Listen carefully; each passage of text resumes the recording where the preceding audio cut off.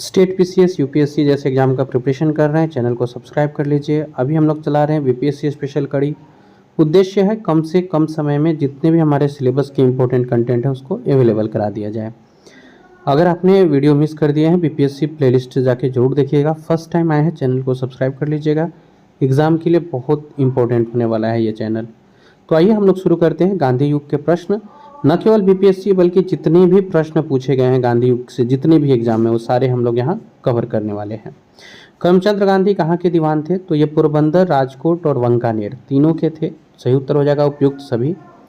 निम्नलिखित में से किस कॉलेज में गांधी जी ने पढ़ाई की थी? 66वीं बीपीएससी प्रीलिम्स का प्रश्न है ये। तो महात्मा गांधी ने जिस कॉलेज से पढ़ाई की थी वो कॉलेज था Samaldas college, Bhavnagar.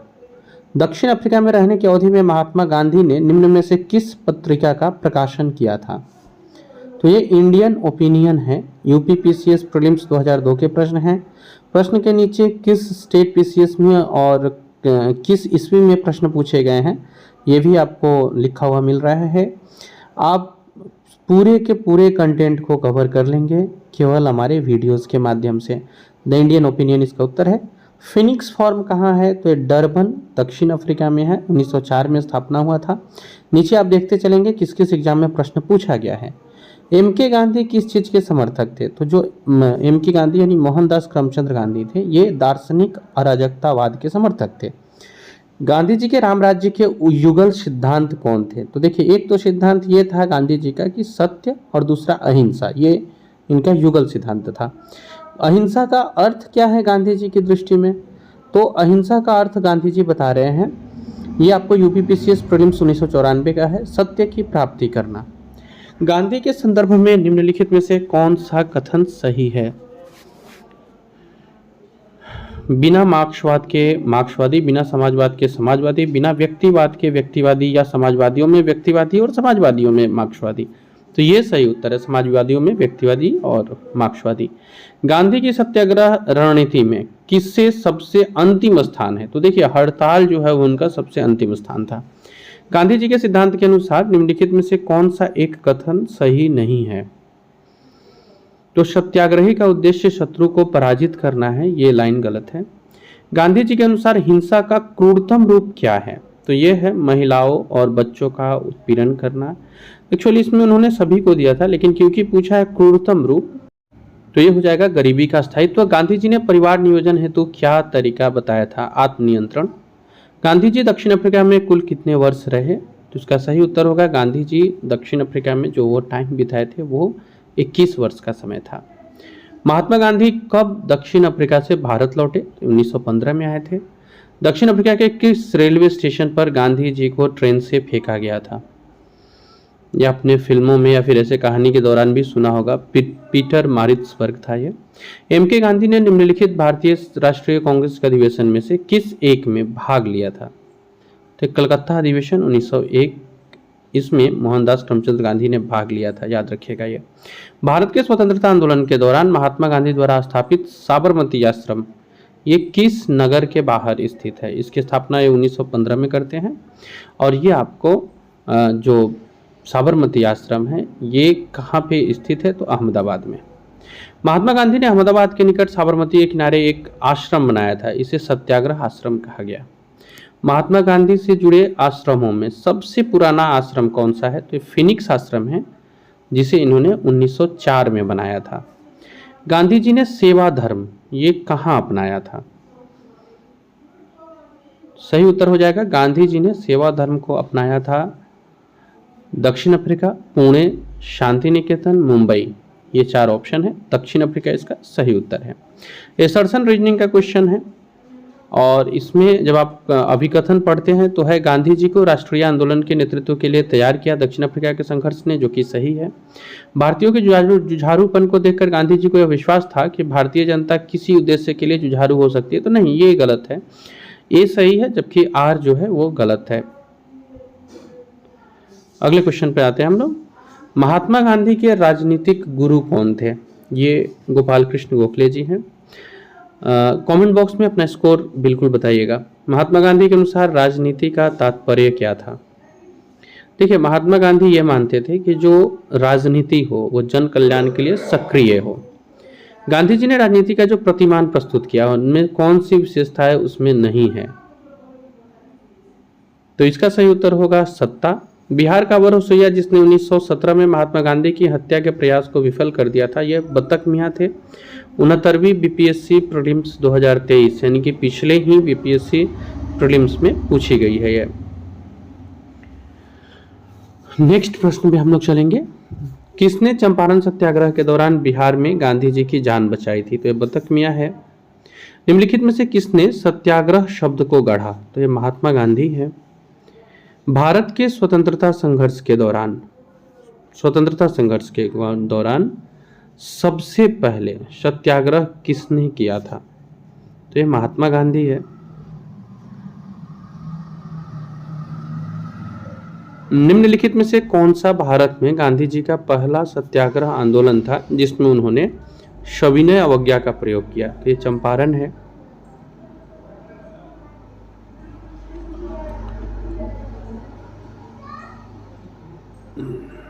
Next question पे आते हैं हम लोग, चंपारण सत्याग्रह के दौरान नील की खेती किस नाम से जानी जाती थी, तो ये 3 कठिया पद्धति के नाम से जानी जाती थी, क्योंकि 1 बीघे के 15% में यानी 3 कट्ठा में फसल बोना होता था।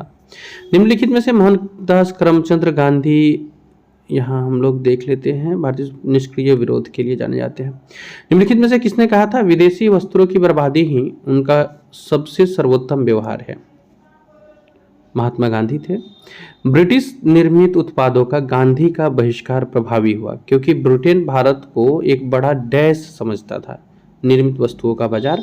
महात्मा गांधी के राजनीतिक जीवन की घटनाओं का कालक्रम क्या है, तो देखिए इसमें चंपारण 1917 है, अहमदाबाद मिल 1918 है, फरवरी मार्च और मई जून में खेड़ा हुआ और सहयोग आंदोलन 20 में, यानी कि 1 2 3 4 ये सही क्रम है। निम्नलिखित में से किस आंदोलन में महात्मा गांधी ने भूख हड़ताल को पहली बार प्रयोग किया था, तो ये अहमदाबाद जो हड़ताल था इसमें महात्मा गांधी ने पहली बार भूख हड़ताल किया था। नीचे दिए गए कुट का उपयोग करते हुए घटनाओं को सही क्रम में सजाना है, देख लेते हैं। रॉलेट सत्याग्रह 1919 में, चंपारण सत्याग्रह 1917, खेड़ा और अहमदाबाद 1918, यानी कि 2 से शुरू होगा, 2 और 1 लास्ट में रहेगा, 2 4 3 1। निम्नलिखित में से महात्मा गांधी का भारत में पहला सत्याग्रह ये चंपारण सत्याग्रह है। महात्मा गांधी के बारे में सही कथन बताना है। प्रारंभिक शिक्षा राजकोट में प्राप्त की थी। कस्तूरबा के साथ उनका विवाह 13 वर्ष की आयु में हुआ। इन्होंने विधि का अध्ययन द इनर टेम्पल लंदन में किया और रस्किन की पुस्तक अनटू दिस लास्ट से सबसे अधिक प्रभावित हुए थे, तो इसमें सही कथन हम लोग को चुनना है।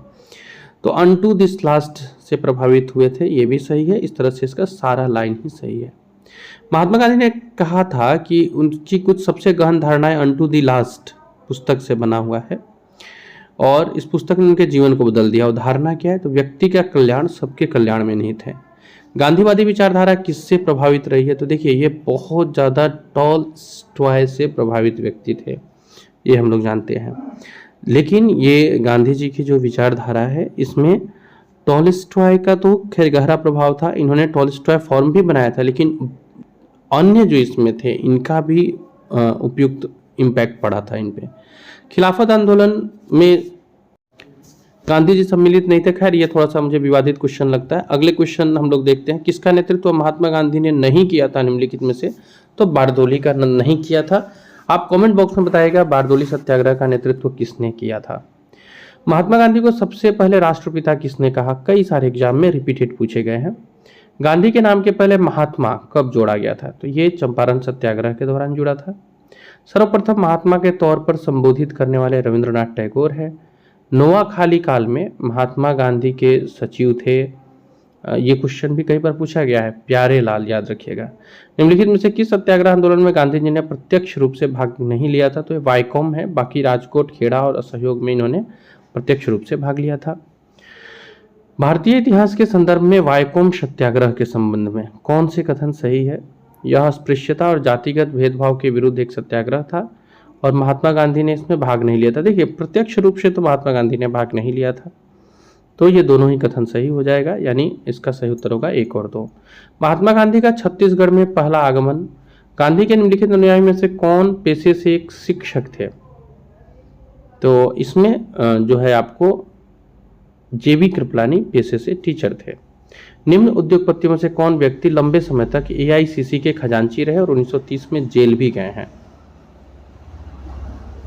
तो ये है जमनालाल बजाज। महात्मा गांधी का निकट सहयोगी। स्वाधीनता आंदोलन के दौरान महात्मा गांधी के करीबी अंग्रेज मित्र कौन थे? तो ये चार्ली एंड्रूज है। 1920 में महात्मा गांधी के साथ किस मुस्लिम नेता का छत्तीसगढ़ आगमन हुआ था? छत्तीसगढ़ पीसीएस का है मौलाना शौकत अली। किस कारागार को गांधी जी ने मंदिर का नाम दिया था? बहुत इंपॉर्टेंट क्वेश्चन है। किस कारागार को गांधी जी ने मंदिर कहा था? तो ये कारागार है यरवता। भारत की स्वाधीनता के समय महात्मा गांधी कुछ भी नहीं थे। गांधी जी की मृत्यु पर किसने कहा था हमारे जीवन से प्रकाश चला गया? ये जवाहरलाल नेहरू है। गांधी जी को वन मैन बाउंड्री फोर्स कहकर किसने संबोधित किया था? तो वन मैन बाउंड्री फोर्स कहा था महात्मा गांधी को माउंटबेटन ने। किसने महात्मा गांधी को आदेशित किया था कि वह भारत के प्रथम वर्ष खुले कान पर मुंह बंद कर व्यतीत करे? ये आदेश देने वाले इनके गुरु गोपाल कृष्ण गोखले हैं। भारतीय राजनीति में प्रवेश के पहले पर्यवेक्षक एवं विद्यार्थी के रूप में रहने की सलाह दी गई थी। गलत साधना हमें कभी भी सही उद्देश्य तक नहीं ले जाती, ये एम के गांधी का कथन है।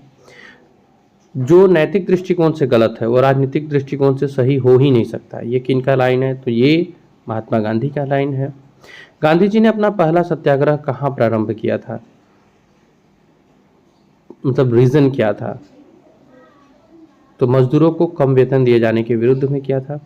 किस आंदोलन में महात्मा गांधी ने पहली बार भूख हड़ताल किया? अहमदाबाद। महात्मा गांधी ने भारत में अपना पहला जन भाषण कहाँ दिया था? तो वाराणसी में दिया था। बहुत इंपॉर्टेंट क्वेश्चन है ये। गांधी जी ने बंधुआ मजदूरी को मुक्त कराने का अभियान कहाँ से प्रारंभ किया था?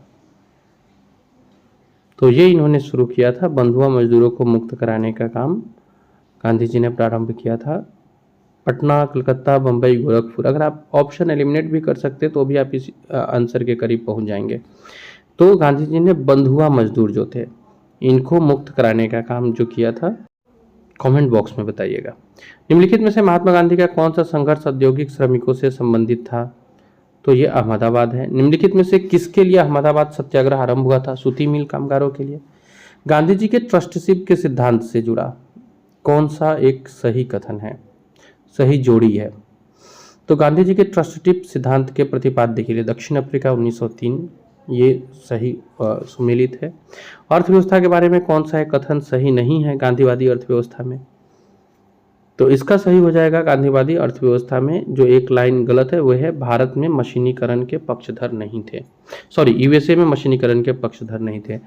एम के गांधी के अनुसार अस्पृश्यों का सामाजिक आर्थिक सुधार संपन्न किया जा सकता है कुटीर उद्योग के द्वारा। कौन सी घटना सबसे पहले हुई थी निम्नलिखित में से? तो चंपारण सत्याग्रह सबसे पहले हुआ। किसने यूरोपियन नील मकान मालिकों द्वारा किसानों के शोषण की तरफ गांधी जी का ध्यान आकर्षित किया है? राजकुमार शुक्ल थे। बीपीएससी का क्वेश्चन है ये, 2016 का है। इंडिगो के किसान की दशा की ओर गांधी जी का ध्यान वहीं राजकुमार शुक्ल है। तिनकठिया प्रथा का तात्पर्य क्या है? तो 3/20।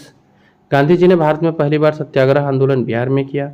गांधी जी का चंपारण आंदोलन नील कर्मियों से जुड़ा हुआ था और इसे तिनकठिया भी कहते हैं। और तिनकठिया का तात्पर्य था 3/20 भाग पर नील की खेती करना।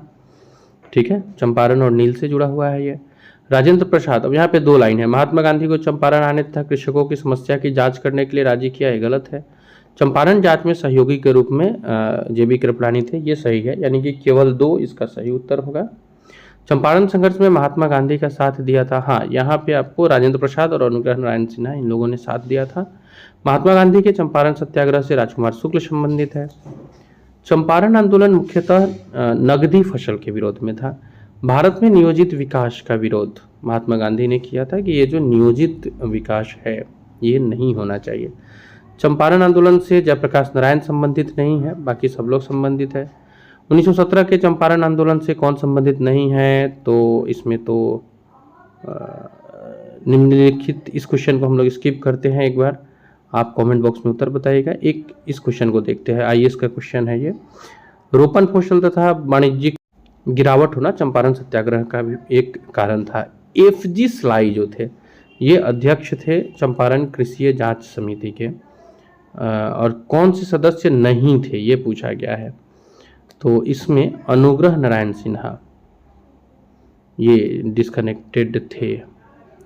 चंपारण आंदोलन के जन आंदोलन के प्रतिक्रिया में ब्रिटिश सरकार ने इस मुद्दे के समाधान के लिए कौन सा कदम उठाया? तो चंपारण कृषि समिति की स्थापना की गई थी, और इसमें आया आपको कि जो ये लोग राय देंगे उस सुझाव को मान लिया जाएगा। दक्षिण अफ्रीका से लौटने के बाद गांधी जी ने चंपारण में पहला सत्याग्रह किया, और चंपारण आने का न्योता राजकुमार शुक्ल ने दिया था। निम्नलिखित स्थानों में से कहाँ महात्मा गांधी ने सबसे पहले किया? तो ये सब चंपारण होगा। चंपारण में आमंत्रित करने वाले राजकुमार शुक्ल है। ये सब क्वेश्चन कंटिन्यू पूछा गया है। चंपारण सत्याग्रह से जुड़ा कौन सा कथन सही नहीं है? किसानों से जुड़ा था, तिनकठिया पर था, राजेंद्र प्रसाद या प्रथम जिसमें गांधी, ये डी वाला लाइन गलत है, बाकी तीनों लाइन सही है।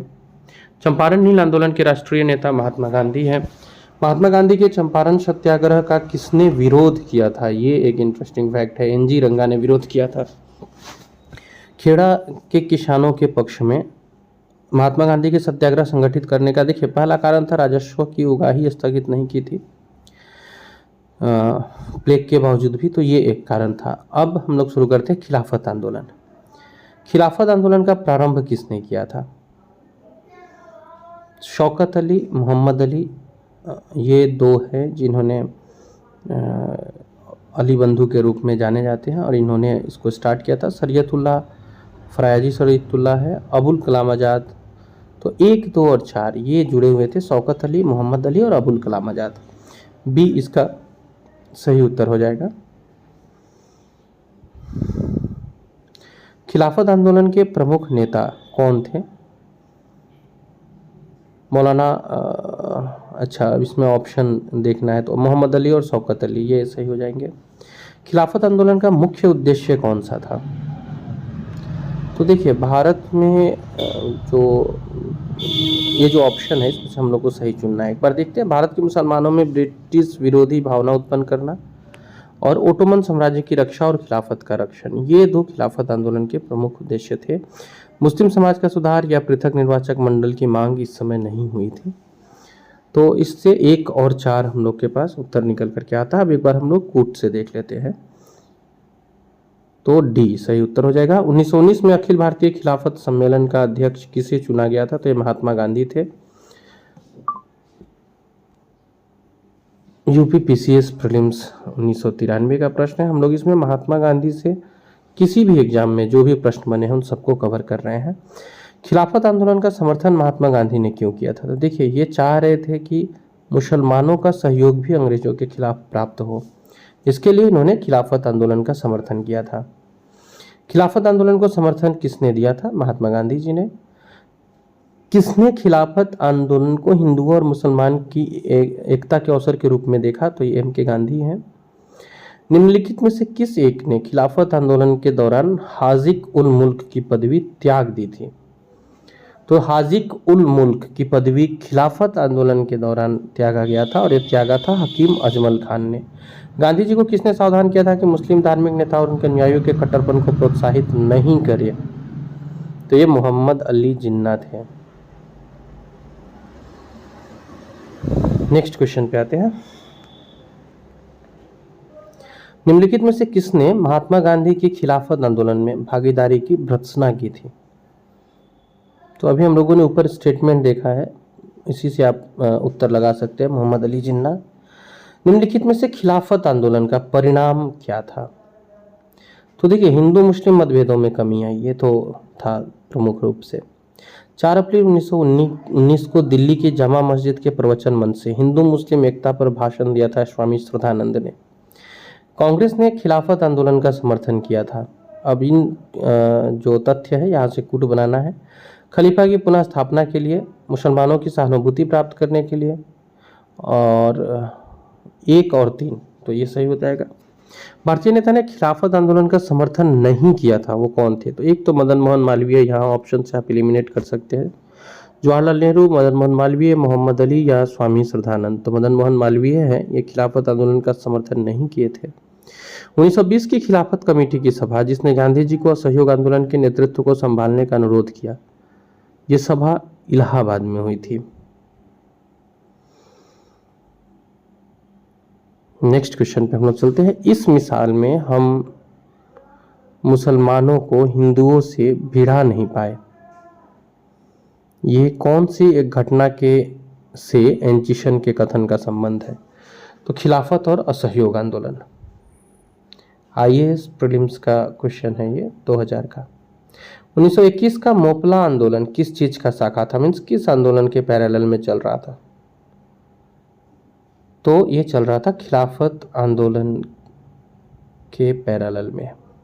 नेक्स्ट चैप्टर है असहयोग आंदोलन। निम्नलिखित में से किसने 1920 के नागपुर के भारतीय राष्ट्रीय कांग्रेस के अधिवेशन में असहयोग के प्रस्ताव को प्रस्तावित किया था?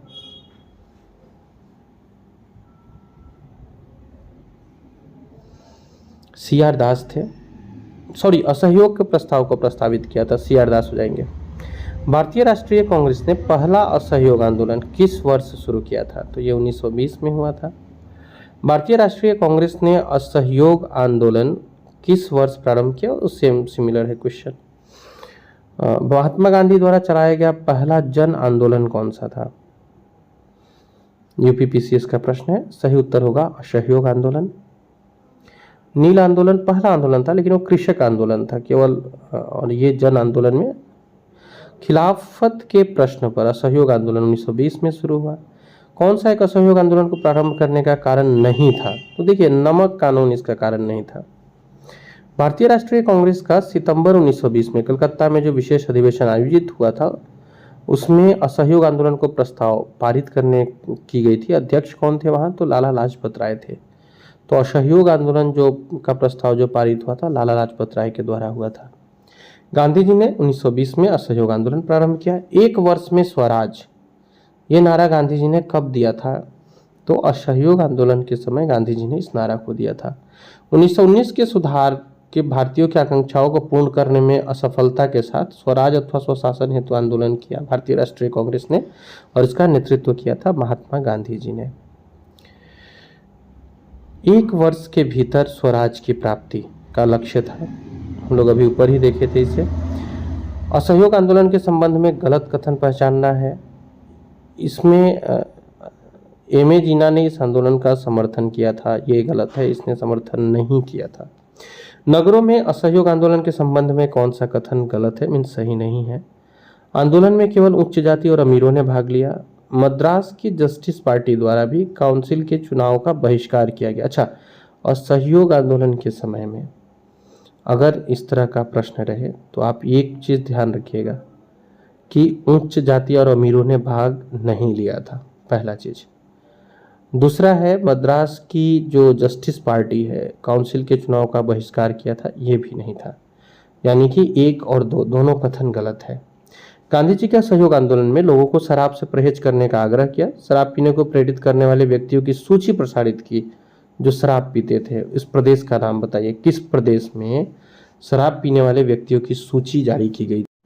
तो ये बिहार है, बिहार में सूची जारी की गई थी। कांग्रेस सर्वप्रथम जन आंदोलन बनी, हिंदू मुस्लिम एकता में वृद्धि हुई, जनता के मन से ब्रिटिश शक्ति का भय हटा। 1, 2, 3 सही है। ब्रिटिश सरकार ने महात्मा गांधी को जो उपाधि दी थी, उन्होंने असहयोग आंदोलन में वापस कर दिया था। ये क्या उपाधि था? तो ये उपाधि थी इनकी कैसर-ए-हिंद की उपाधि। निम्नलिखित में से किसने असहयोग आंदोलन के दौरान अपनी वकालत छोड़ दी थी? चित्तरंजन दास थे। भारतीय स्वतंत्रता संग्राम के बारे में निम्नलिखित में से कौन सा कथन सही नहीं है?